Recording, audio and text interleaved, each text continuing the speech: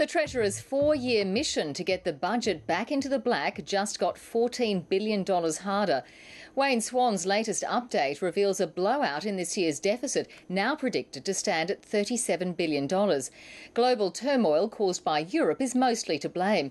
To help limit the damage, public servants and the baby bonus will be cut.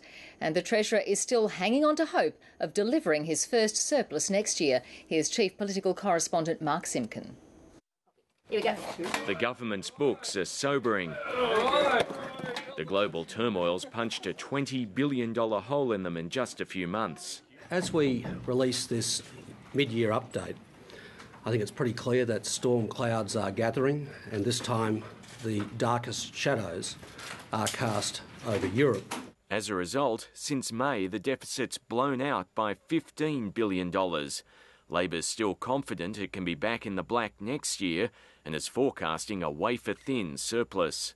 At a time of heightened global instability, our fiscal discipline here needs to send a message to the world, and that is precisely what we are doing by bringing the budget back to surplus in 2012-13. To get there, Labor's swinging the axe, announcing nearly $7 billion in cuts. The deepest will be inflicted on the public service. It'll be ordered to find $1.5 billion in savings.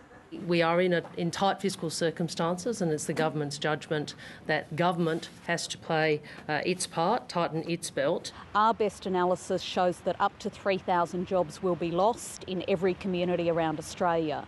Other savings include a crackdown on tax breaks for foreign executives, a reduction in the baby bonus, and higher visa fees for people coming to Australia.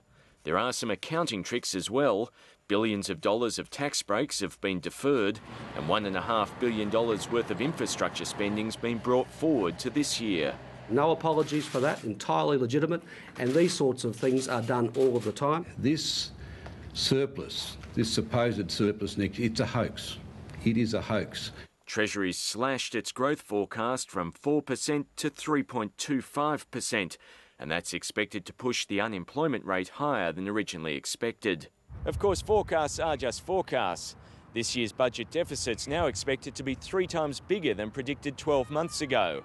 The government's still clinging to its promised surplus for next year, although at $1.5 billion it doesn't have a lot to hold on to, especially if Europe deteriorates.